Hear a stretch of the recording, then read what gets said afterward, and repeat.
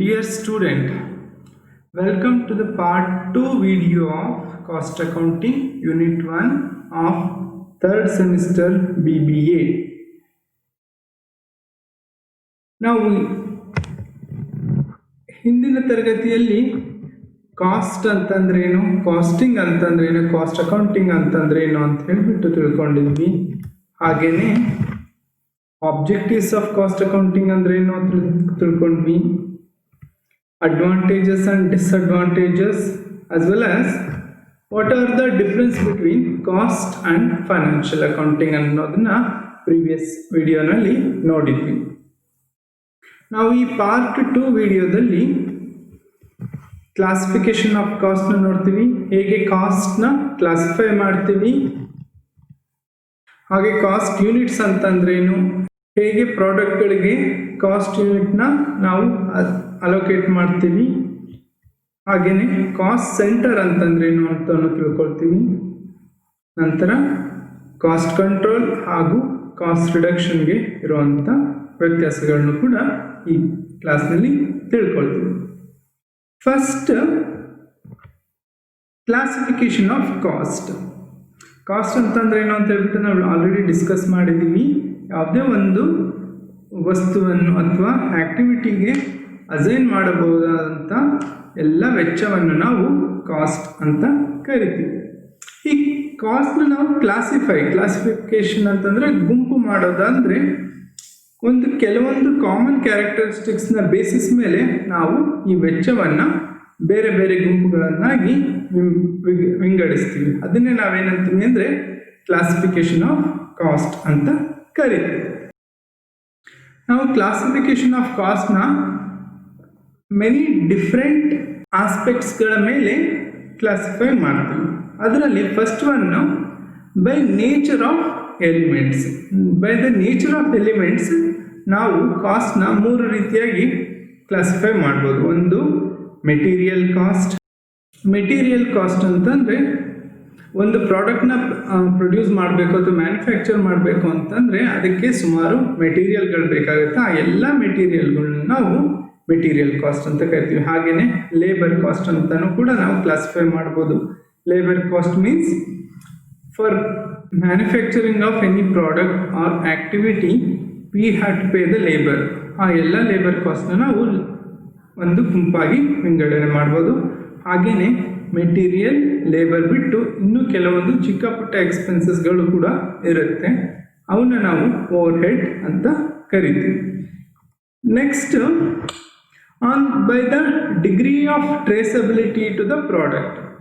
ಯಾವುದೇ ಒಂದು ಪ್ರಾಡಕ್ಟ್ಗಳನ್ನ ನೋಡಿದರೆ ನಾವು ಕೆಲವೊಂದನ್ನ ವಸ್ತುಗಳನ್ನ ಡೈರೆಕ್ಟಾಗಿ ನೋಡ್ಬೋದು. ಫಾರ್ ಎಕ್ಸಾಂಪಲು ಬೆಂಚ್ನಲ್ಲಿ ವುಡ್ನ ನಾವು ನೋಡ್ಬೋದು, ಪಾಲಿಷ್ನ ನೋಡ್ಬೋದು, ಪೇಂಟ್ನ ನೋಡ್ಬೋದು, ನೆಟ್ ಬೋರ್ಡ್ಸ್ನ ನೋಡ್ಬೋದು, ಹಾಗೆಯೇ ಮೆಟಲ್ಸ್ನ ಕೂಡ ನೋಡ್ಬೋದು. ಅವನ್ನೆಲ್ಲ ನಾವು ಡೈರೆಕ್ಟ್ ಕಾಸ್ಟ್ ಅಂತ ಹೇಳ್ತೀವಿ. ಹಾಗೆಯೇ ಇನ್ನೂ ಒಂದು classification of cost based on the degree of traceability, indirect cost. ಆ ವಸ್ತುವನ್ನು ಪ್ರೊಡ್ಯೂಸ್ ಮಾಡಲಿಕ್ಕೆ ಎಷ್ಟೊಂದು ಎಕ್ಸ್ಪೆನ್ಸಸ್ಗಳು ಆಗಿರುತ್ತೆ. ಅದನ್ನು ನಾವು ಡೈರೆಕ್ಟಾಗಿ ಒಂದು ವಸ್ತುವಿಗೆ ಅಸೈನ್ ಮಾಡಲಿಕ್ಕೆ ಆಗೋಲ್ಲ. ಫಾರ್ ಎಕ್ಸಾಂಪಲ್, ಮ್ಯಾನೇಜರ್ ಸ್ಯಾಲ್ರಿನ ನಾವು ಎಕ್ಸ್ಪೆನ್ಸಸ್ ಮತ್ತು ಕಾಸ್ಟ್ ಕೂಡ ಹೌದು ಒಪ್ಕೊಬೋದು. ಆದರೆ ಒಂದು ಪ್ರಾಡಕ್ಟಿಗೆ ಅದನ್ನು ಡೈರೆಕ್ಟಾಗಿ ಅಸೈನ್ ಮಾಡಲಿಕ್ಕೆ ಆಗೋದಿಲ್ಲ. ಯಾಕೆಂತಂದರೆ manager in the sense you may need to take the responsibility of entire factory. ಆ ಫ್ಯಾಕ್ಟ್ರಿಯಲ್ಲಿ ಸುಮಾರು ಪ್ರಾಡಕ್ಟ್ಗಳು ಕೂಡ ಪ್ರೊಡ್ಯೂಸ್ ಆಗ್ಬೋದು. ಆಗ ಏನಾಗುತ್ತೆ, ಅವನ ಸ್ಯಾಲ್ರಿನ ಕಾಸ್ಟ್ನ ಎಲ್ಲ ಪ್ರಾಡಕ್ಟ್ಗಳಿಗೂ ಎಲ್ಲ ಯೂನಿಟ್ಗಳಿಗೂ ಡಿಸ್ಟ್ರಿಬ್ಯೂಟ್ ಆಗುತ್ತೆ. ಅದು ನಮಗೆ ಡೈರೆಕ್ಟಾಗಿ ಪ್ರಾಡಕ್ಟಲ್ಲಿ ಸಿಗೋದಿಲ್ಲ. ಅಂಥವನ್ನು ನಾವು ಇಂಡೈರೆಕ್ಟ್ ಕಾಸ್ಟ್ ಅಂತ ಕರಿತೀವಿ. ಹಾಗೆಯೇ by changes in activity or volume. Based on the changes in the activity ನಾವು ಕಾಸ್ಟ್ನ 3 ಟೈಪಲ್ಲಿ ಕ್ಲಾಸಿಫೈ ಮಾಡ್ಬೋದು. First one fixed, second one is variable and third one is semi variable. Fixed cost ಅಂತಂದರೆ irrespective of the activity or the output, the cost will remain fixed. For example, factory rent or rent to the building will not change. ನೀವು 10 ಪ್ರಾಡಕ್ಟ್ಗಳನ್ನ produce ಮಾಡಿದ್ರು ಅಥವಾ 1000 ಪ್ರಾಡಕ್ಟ್ಗಳನ್ನ produce ಮಾಡಿದ್ರು ನೀವು pay ಮಾಡೋವಂಥ rent for land, building or factory will remain same. ಅಂಥ ಎಕ್ಸ್ಪೆನ್ಸಸ್ಗಳನ್ನ ನಾವು fixed expenses ಅಂತ ಕರಿತೀವಿ. Next one is variable. Variable in the sense it is directly proportional to the output. ನಾವು ಮ್ಯಾನುಫ್ಯಾಕ್ಚರ್ ಮಾಡುವಂಥ ಪ್ರಾಡಕ್ಟ್ಗಳು ಜಾಸ್ತಿ ಆದರೆ, ಔಟ್ಪುಟ್ ಜಾಸ್ತಿ ಆದರೆ ಡೈರೆಕ್ಟಾಗಿ ಕಾಸ್ಟ್ ಕೂಡ ಜಾಸ್ತಿ ಆಗುತ್ತೆ. ಫಾರ್ ಎಕ್ಸಾಂಪಲ್ ರಾ ಮೆಟೀರಿಯಲ್ಸ್, ನಾವು ಜಾಸ್ತಿ ಪ್ರೊಡ್ಯೂಸ್ ಮಾಡಬೇಕು ಅಂದರೆ ನಮಗೆ ಜಾಸ್ತಿ ರಾ ಮೆಟೀರಿಯಲ್ಸ್ ಬೇಕು. ಜಾಸ್ತಿ ಯೂನಿಟ್ಸ್ ಔಟ್ಪುಟ್ ಆಗಿದೆ ಅಂತಂದರೆ ಜಾಸ್ತಿ ಯೂನಿಟ್ಸು ಇನ್ಪುಟ್ ಕೂಡ ಇರಬೇಕು.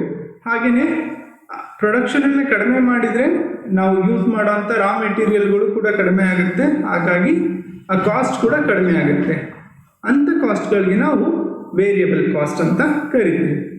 Next one is semi variable.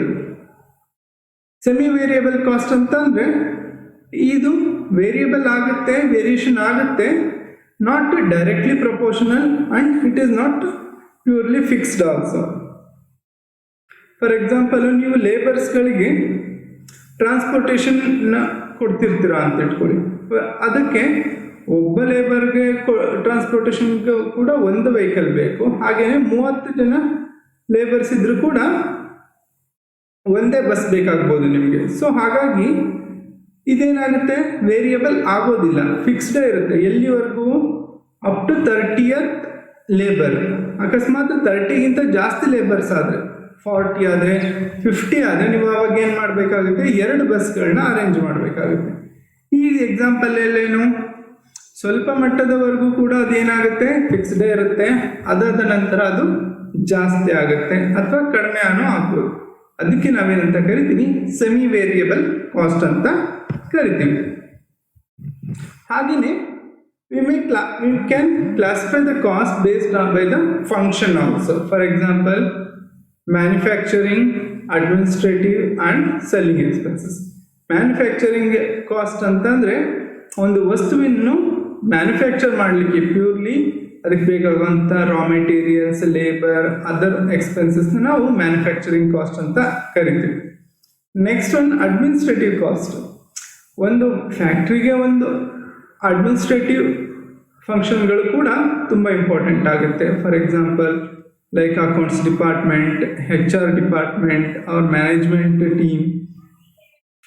These all are also expenses for the company, but they are not manufacturing expenses, but these are the administrative expenses.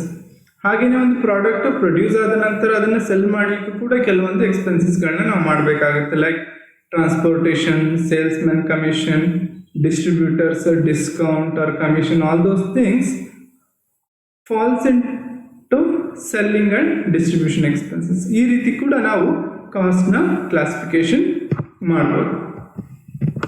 ನಂತರ another important type of classification is cost for analytical and decision making purpose. ಹಾಗೆಯೇ ನಾವು ಕೆಲವೊಮ್ಮೆ decision ತಗೊಳ್ಳುವಾಗ, like for any manufacturing company or any organisation, we may classify the cost like opportunity cost, sunk cost, marginal cost and replacement cost. ಈ opportunity cost ಅಂತಂದರೆ alternative cost. In any business or any organization, they may have to decide between the choices. Like ಒಂದು project ತಗೊಂಡ್ರೆ ಇನ್ನೊಂದು ಪ್ರಾಜೆಕ್ಟ್ನ ಅವರು ಕೈ ಬಿಡಬೇಕಾಗ್ಬೋದು. ಆ ಸಂದರ್ಭಗಳಲ್ಲಿ ಈ ಅಪರ್ಚುನಿಟಿ ಕಾಸ್ಟ್ ಅನ್ನೋ ಕಾನ್ಸೆಪ್ಟ್ ಬರುತ್ತೆ. ಅಂತಂದರೆ ಒಂದು ಪ್ರಾಜೆಕ್ಟ್ ತಗೊಳ್ಳಿಕ್ಕೋಸ್ಕರ ಇನ್ನೊಂದು ಪ್ರಾಜೆಕ್ಟ್ನ ಬಿಟ್ಟಾಗ ಅವ್ರಿಗೆ ಆಗುವಂಥ ಖರ್ಚು ಅಥವಾ ಲಾಸ್ನ ನಾವು ಅಪರ್ಚುನಿಟಿ ಕಾಸ್ಟ್ ಅಂತ ಕರಿತೀವಿ. ಹಾಗೆಯೇ ಸಂಕ್ ಕಾಸ್ಟ್ ಅಂತಂದರೆ ಅದು ಕಾಸ್ಟ್ ನಾವು ಇನ್ಕರ್ ಮಾಡಿರ್ತೀವಿ, ಮತ್ತೆ ಅದರಿಂದ ನಮಗೆ ಏನು ಕೂಡ ಉಪಯೋಗನೇ ಆಗೋದಿಲ್ಲ. ಅಂಥ ಕಾಸ್ಟ್ಗಳನ್ನ ನಾವು ಸಂಕ್ ಕಾಸ್ಟ್ ಅಂತ ಕರಿತೀವಿ. Next marginal costing. Marginal cost ಅಂತಂದರೆ this is also one of the important types of cost for decision making. ಈ ಮಾರ್ಜಿನಲ್ ಕಾಸ್ಟಿಂಗ್ ಅಂತಂದರೆ ಅದರೊಂದು ಹೊಸ ಪ್ರಾಜೆಕ್ಟ್ ಬಂತು ಅಥವಾ ಯಾವುದರೊಂದು ಆರ್ಡರ್ ಬಂತು ಪ್ರಾಡಕ್ಟ್ಸ್ಗಳನ್ನ ಪ್ರೊಡ್ಯೂಸ್ ಮಾಡಲಿಕ್ಕೆ. ಆ ಎಕ್ಸ್ಟ್ರಾ ಅಡಿಷ್ನಲ್ ಪ್ರೊಡಕ್ಷನ್ಗೆ ಎಷ್ಟು ಖರ್ಚಾಗುತ್ತೆ ಅಂತ ಡಿಸೈಡ್ ಮಾಡೋದನ್ನೇ ನಾವು ಮಾರ್ಜಿನಲ್ ಕಾಸ್ಟಿಂಗ್ ಅಂತೀವಿ. ಆ ಅಡಿಷ್ನಲ್ ಕಾಸ್ಟ್ನ ನೋಡಿಬಿಟ್ಟು ಅವರು ಕೋಟ್ ಮಾಡಿರುವಂಥ ಪ್ರೈಸ್ನ ನಾವು ಗಮನದಲ್ಲಿಟ್ಕೊಂಡು ಆ ಆರ್ಡರ್ನ ಅಥವಾ ಪ್ರಾಜೆಕ್ಟ್ನ ತಗೋಬೇಕೋ ಬೇಡವೋ ಅಂತ ಹೇಳ್ಬಿಟ್ಟು ನಾವು ಡಿಸಿಷನ್ ತಗೊಳ್ಬೋದು. ಹಾಗೆಯೇ ರೀಪ್ಲೇಸ್ಮೆಂಟ್ ಕಾಸ್ಟ್ ಅಂತಂದರೆ ಆಲ್ರೆಡಿ ಇರುವಂಥ ಅಸೆಟ್ಗಳನ್ನ ರೀಪ್ಲೇಸ್ ಮಾಡಲಿಕ್ಕೆ ಎಷ್ಟು ಖರ್ಚಾಗುತ್ತೆ ಅಂತ ಡಿಸೈಡ್ ಮಾಡಲಿಕ್ಕೆ ನಾವು ರೀಪ್ಲೇಸ್ಮೆಂಟ್ ಕಾಸ್ಟ್ ಅಂತ ಕಾನ್ಸೆಪ್ಟ್ನ ಯೂಸ್ ಮಾಡ್ತೀವಿ. Next cost unit. Cost unit ಅಂತಂದ್ರೆ ಏನು? A unit of product or service in relation to which costs are ascertained are called cost unit. ಬೇರೆ ಬೇರೆ ರೀತಿಯ ಪ್ರಾಡಕ್ಟ್ಗಳಿರುತ್ತೆ, ಬೇರೆ ಬೇರೆ ರೀತಿಯ ಸರ್ವಿಸಸ್ಗಳು ಇರುತ್ತೆ. ಎಲ್ಲ ರೀತಿಯ ಪ್ರಾಡಕ್ಟ್ಗಳನ್ನು ಅಥವಾ ಸರ್ವಿಸ್ಗಳನ್ನು ನಾವು ಒಂದೇ ಥರದ ಮೆಜರ್ಮೆಂಟಿಂದ ಕಾಸ್ಟ್ನ ಡಿಸೈಡ್ ಮಾಡಲಿಕ್ಕೆ ಆಗೋದಿಲ್ಲ. ಈ ಡಿಫ್ರೆಂಟ್ ಟೈಪ್ ಆಫ್ ಪ್ರಾಡಕ್ಟ್ಗಳಿಗೆ ಅಥವಾ ಸರ್ವಿಸಸ್ಗಳಿಗೆ ಯಾವ ಯೂನಿಟ್ಟಿಂದ ಕಾಸ್ಟ್ನ ನಾವು ಮೆಜರ್ ಮಾಡ್ತೀವೋ ಅದಕ್ಕೆ ಕಾಸ್ಟ್ ಯೂನಿಟ್ ಅಂತ ಕರಿತೀವಿ. ನಿಮಗೆ ಎಕ್ಸಾಂಪಲ್ ನೋಡಿದರೆ ಸಿಂಪಲ್ ಆಗಿ ಅರ್ಥ ಆಗುತ್ತೆ. ಆಟೋಮೊಬೈಲ್, ಫಾರ್ ಎಕ್ಸಾಂಪಲ್ ಆಟೋಮೊಬೈಲ್, ಕಾರುಗಳನ್ನ ಅಥವಾ ಜೀಪ್ಗಳನ್ನ ಯಾವ ಕಾಸ್ಟ್ ಯೂನಿಟ್ಟಿಂದ ನಾವು ಮೆಜರ್ ಮಾಡ್ತೀವಿ? ನಂಬರ್ಸ್. ಒಂದು ಕಾರ್ಗೆ ಇಷ್ಟ ಆಯಿತು, 2 ಕಾರ್ಸ್ಗೆ ಇಷ್ಟ ಆಯಿತು, ದ ನಂಬರ್ಸ್ನ ಯೂಸ್ ಮಾಡಿಕೊಂಡು ನಾವು ಕಾಸ್ಟ್ನ ಮೆಷರ್ ಮಾಡ್ತೀವಿ. ಹಾಗೆಯೇ ಸಿಮೆಂಟ್ ಆರ್ ಕೋಲ್, ಈ ಸಿಮೆಂಟ್ನ ನಾವು ನಂಬರ್ಸಲ್ಲಿ ಮೆಜರ್ ಮಾಡಲಿಕ್ಕೆ ಆಗೋದಿಲ್ಲ, ಬಟ್ ಅದನ್ನು ವೆಯ್ಟಲ್ಲಿ ಮೆಜರ್ ಮಾಡಬೇಕಾಗುತ್ತೆ. ಅದೇ ರೀತಿ ಕೋಲ್ ಕೂಡ ಲೈಕ್ ಸಿಮೆಂಟ್ನ ನಾವು ಟನ್ ಅನ್ನೋ ಕಾಸ್ಟ್ ಯೂನಿಟ್ಟಿಂದ ಮೆಜರ್ ಮಾಡ್ತೀವಿ. 1 ಟನ್ ಸಿಮೆಂಟ್ಗೆ ಇಷ್ಟು ಕಾಸ್ಟ್ ಆಗುತ್ತೆ, 1 ಟನ್ ಕೋಲ್ಗೆ ಇಷ್ಟು ಕಾಸ್ಟ್ ಆಗುತ್ತೆ ಅಂತ ಹೇಳ್ಬಿಟ್ಟು ಟನ್ನ ಲೆಕ್ಕದಲ್ಲಿ ನಾವು ಕಾಸ್ಟ್ನ ಮೆಜರ್ ಮಾಡ್ತೀವಿ. ಅದೇ ರೀತಿಯಾಗಿ ಟ್ರಾನ್ಸ್ಪೋರ್ಟ್, ಫಾರ್ ಎಕ್ಸಾಂಪಲ್ ಫ್ರೈಟ್ಗೆ ಅಂದರೆ ಕಾರ್ಗೋ ಟ್ರಾನ್ಸ್ಪೋರ್ಟೇಷನ್ಗೆ ನಾವು ಟನ್ ಕಿಲೋಮೀಟರ್ ಅಂದರೆ 1 ಟನ್ ಮೆಟೀರಿಯಲ್ನ 1 ಕಿಲೋಮೀಟರ್ಗೆ ಎಷ್ಟು ಖರ್ಚಾಗುತ್ತೆ ಅಂತ ಹೇಳ್ಬಿಟ್ಟು ನಾವು ಮೆಜರ್ ಮಾಡ್ತೀವಿ. ಅದನ್ನು ಟ್ರಾನ್ಸ್ಪೋರ್ಟ್ ಫ್ರೈಟ್ಗೆ 10 kilometre is the cost unit. ಹಾಗೆಯೇ ಪ್ಯಾಸೆಂಜರ್ನ ನಾವು 10 ಕಿಲೋಮೀಟರಲ್ಲಿ ಮೆಜರ್ ಮಾಡಲಿಕ್ಕೆ ಆಗೋದಿಲ್ಲ. ಅದ್ರ ಬದಲು ನಾವು ಒಂದು ಪ್ಯಾಸೆಂಜರ್ನ 1 ಕಿಲೋಮೀಟರ್ಗೆ ಟ್ರಾನ್ಸ್ಪೋರ್ಟ್ ಮಾಡಲಿಕ್ಕೆ ಎಷ್ಟು ಖರ್ಚಾಗುತ್ತೆ ಅಂತ ಹೇಳ್ಬಿಟ್ಟು ಲೆಕ್ಕ ಹಾಕ್ತೀವಿ. ಅದನ್ನು ನಾವು ಪರ್ ಪ್ಯಾಸೆಂಜರ್ ಕಿಲೋಮೀಟರ್ ಅಂತ ಕರಿತೀವಿ. ಹಾಗೆಯೇ ಕೆಮಿಕಲ್ಸ್ನ ನಾವು ಲೀಟರಲ್ಲಿ ಮೆಜರ್ ಮಾಡ್ಬೋದು, ಗ್ಯಾಲನಲ್ಲಿ ಮೆಜರ್ ಮಾಡ್ಬೋದು, ಕಿಲೋಗ್ರಾಮ್ಸಲ್ಲಿ ಮೆಜರ್ ಮಾಡ್ಬೋದು, ಅಥವಾ ಪರ್ ಟನ್ ಆಫ್ ಕೆಮಿಕಲ್ಸಲ್ಲೂ ಕೂಡ ಮೆಜರ್ ಮಾಡ್ಬೋದು. ಹಾಗೆ ಬ್ರೀವರೀಸ್ ಆರ್ ಆಯಿಲ್, ನಾವು ಕ್ರೂಡ್ ಆಯಿಲ್ನ ಕೆಜಿಲಾಗಲಿ ಟನ್ನಲ್ಲಾಗಲಿ ಲೆಕ್ಕ ಹಾಕ್ಲಿಕ್ಕೆ ಆಗೋದಿಲ್ಲ, ಪರ್ ಬ್ಯಾರಲ್ ಎನ್ನೋ ಯೂನಿಟ್ಟಲ್ಲಿ ನಾವು ಮೆಜರ್ ಮಾಡ್ಬೋದು. ಹಾಗೆಯೇ ಹಾಸ್ಪಿಟಲ್ಸ್ನ ಕಾಸ್ಟ್ನ ನಾವು ಪೇಷಂಟ್ ಡೇ ಎನ್ನೋ ಕಾಸ್ಟ್ ಯೂನಿಟ್ಟಿಂದ ಮೆಜರ್ ಮಾಡ್ಬೋದು. ಹಾಗೆ ಹೋಟೆಲ್ಗಳಲ್ಲಿ ನಾವು ಗೆಸ್ಟ್ ಡೇ ಅನ್ನೋ ಕಾಸ್ಟ್ ಯೂನಿಟ್ನಿಂದ ಮೆಜರ್ ಮಾಡ್ಬೋದು. ನೆಕ್ಸ್ಟ್ ಕಾಸ್ಟ್ ಸೆಂಟರ್ ಅಂತಂದರೆ ಏನು ಅಂತ ಹೇಳ್ಬಿಟ್ಟು, a cost center is a production or service location, function, activity or item of the equipment whose cost may be attributed to cost unit. ಅಂತಂದರೆ ಒಂದು ಆರ್ಗನೈಸೇಷನ್ನಲ್ಲಿ ಒಂದೇ unit ಇರೋದಿಲ್ಲ, ಸುಮಾರು ಯೂನಿಟ್ಗಳನ್ನ ಇದ್ದಿರ್ಬೋದು. ಆ ಪ್ರತಿಯೊಂದು ಯೂನಿಟ್ಗಳನ್ನ ನಾವು ಒಂದು ಸಪ್ರೇಟ್ ಎಂಟಿಟೀಸ್ ಥರ ಟ್ರೀಟ್ ಮಾಡ್ತೀವಿ. ಆ ಪ್ರತಿಯೊಂದು ಯೂನಿಟ್ಗಳಿಗೂ ಆಗುವಂಥ ಖರ್ಚುಗಳನ್ನ ಆ ಯೂನಿಟ್ಗೆ ಏನು ಮಾಡ್ತೀವಿ? ಅಟ್ರಿಬ್ಯೂಟ್ ಮಾಡ್ತೀವಿ. ಈ ಪ್ರತಿಯೊಂದು ಯೂನಿಟ್ಗಳನ್ನ ನಾವು ಕಾಸ್ಟ್ ಸೆಂಟರ್ ಅಂತ ಹೇಳ್ತೀವಿ. ಈ ಸೆಕೆಂಡ್ ಪಾಯಿಂಟ್ ಓದಿ, cost centre is the smallest organised sub unit for which separate cost allocation is attempted. It refers to how organisation divided for costing purpose. ಅಂತಂದರೆ ಕಾಸ್ಟ್ ಯೂನಿಟ್ ಅಥವಾ ಕಾಸ್ಟ್ ಅಕೌಂಟಿಂಗ್ ಪರ್ಪಸ್ಗೆ ನಾವು ಆರ್ಗನೈಸೇಷನನ್ನು ಸಬ್ divide ಮಾಡ್ತೀವಿ. ಆ ಸಬ್ divide ಮಾಡಿ ಆ ಪ್ರತಿಯೊಂದು ಯೂನಿಟ್ಗೂ ಕೂಡ ಆಗುವಂಥ ಖರ್ಚುಗಳನ್ನ ಅಥವಾ ಕಾಸ್ಟ್ಗಳನ್ನ ಆ ಯೂನಿಟ್ಗೆ ಅಲೋಕೇಟ್ ಮಾಡ್ತೀವಿ. ಆ ಪ್ರತಿಯೊಂದು ಯೂನಿಟ್ನು ನಾವು ಕಾಸ್ಟ್ ಸೆಂಟರ್ ಅಂತ ಕರಿತೀವಿ. ಈ ಕಾಸ್ಟ್ ಸೆಂಟರ್ ಏನಕ್ಕೆ ಬೇಕು ಅಂತಂದರೆ, ಯಾವ ಕಾಸ್ಟ್ ಸೆಂಟರ್ ತುಂಬ ಚೆನ್ನಾಗಿ ಫಂಕ್ಷನ್ ಮಾಡ್ತಿದೆ, ಅದರಲ್ಲಿ ನಾವು ಬಡ್ಜೆಟ್ ಹಾಕಿದ ಅಷ್ಟೇ ಕಾಸ್ಟ್ ಎಕ್ಸ್ಪೆನ್ಸಸ್ ಆಗಿದ್ದಿರ್ಬೋದು, ಅಥವಾ ಆ ಕಾಸ್ಟ್ ಸೆಂಟರಿಂದ ನಮಗೆ ಖರ್ಚುಗಳು ಕಡಿಮೆ ಆಗಿರ್ಬೋದು, ಪ್ರಾಫಿಟ್ ಜಾಸ್ತಿ ಆಗಿರ್ಬೋದು ಅನ್ನೋದನ್ನ ಮೆಷರ್ ಮಾಡಲಿಕ್ಕೆ ಈ ಕಾಸ್ಟ್ ಸೆಂಟರ್ಗಳದ್ದು ನಾವು ಕಾಸ್ಟ್ ಅಕೌಂಟಿಂಗ್ ಮಾಡಿದಾಗ ಆ ರಿಸಲ್ಟ್ ಕಂಪ್ಯಾರಿಸನ್ನಿಂದ ನಮಗೆ ಗೊತ್ತಾಗ್ತದೆ. Next cost control versus cost reduction. ಈ ಎರಡು ವರ್ಡ್ಗಳನ್ನ ನೀವು ನೋಡಿದರೆ ಎರಡು ಕೂಡ ಸೇಮ್ ಅನ್ನಿಸ್ಬೋದು, ಬಟ್ ಇದು ಡಿಫ್ರೆಂಟ್ ವರ್ಡ್ಸ್ ಅಥವಾ ಡಿಫ್ರೆಂಟ್ ಮೀನಿಂಗ್ ಇರೋವಂಥ ಕಾನ್ಸೆಪ್ಟ್ಗಳು. ಈ first of all cost control ಅಂತಂದ್ರೆ ಏನು ಅಂತ ಹೇಳ್ಬಿಟ್ಟು, ಕಾಸ್ಟ್ ಕಂಟ್ರೋಲ್ ಅಂದರೆ process of maintaining A cost at estimated level, identify the costs and manage them. It starts with budgeting and we do the comparison. ಈ cost ಕಂಟ್ರೋಲಲ್ಲಿ ಏನಾಗುತ್ತೆ ಅಂದರೆ, ನಾವು ಫಸ್ಟೇ ಒಂದು ಕಾಸ್ಟ್ ಯೂನಿಟ್ಗೆ ಅಥವಾ ಪ್ರಾಡಕ್ಟ್ಗಳಿಗೆ ನಾವು ಬಡ್ಜೆಟ್ ಹಾಕಿಬಿಟ್ಟಿರ್ತೀವಿ. ಒಂದು ಯೂನಿಟ್ ಪ್ರೊಡಕ್ಷನ್ ಮಾಡಲಿಕ್ಕೆ ಇಷ್ಟು ಕಾಸ್ಟ್ ಆಗಬೇಕು ಅಂತ ಹೇಳ್ಬಿಟ್ಟು, ಆನಂತರ ಏನು ಮಾಡ್ತೀವಿ, ಆ ಕಾಸ್ಟ್ನ ನಾವು ಅದೇ ಲೆವೆಲ್ಗೆ ಮೇಂಟೈನ್ ಮಾಡಲಿಕ್ಕೆ ಪ್ರಯತ್ನ ಪಡ್ತೀವಿ. ನಂತರ ಕಂಪೇರ್ ಮಾಡ್ತೀವಿ, ನಾವು ಬಡ್ಜೆಟ್ ಎಷ್ಟು ಹಾಕಿದ್ವಿ ಮತ್ತು ಆ್ಯಕ್ಚುಲಿ ಎಷ್ಟು ಕಾಸ್ಟ್ ಖರ್ಚಾಯಿತು ಅಂತ ಕಂಪೇರ್ ಮಾಡಿ ನೋಡ್ತೀವಿ. ಇದಕ್ಕೆ ನಾವು ಕಾಸ್ಟ್ ಕಂಟ್ರೋಲ್ ಅಂತ ಹೇಳ್ತೀವಿ. ಇದನ್ನು ನಾವು ಕಂಟಿನ್ಯೂಸ್ ಆಗಿ ಮಾಡ್ತಾನೆ ಇರ್ತೀವಿ. ಮತ್ತು ಕೆಲವೊಂದು ಕಾಸ್ಟ್ಗಳನ್ನ ನಾವು ಎಲಿಮಿನೇಟ್ ಮಾಡೋಕ್ಕಾಗೋದಿಲ್ಲ, ಬಟ್ ಅದನ್ನು ನಾವು ಮೇಂಟೈನ್ ಮಾಡ್ತೀವಿ. ಅದನ್ನೇ ನಾವು ಕಾಸ್ಟ್ ಕಂಟ್ರೋಲ್ ಅಂತ ಹೇಳ್ತೀವಿ.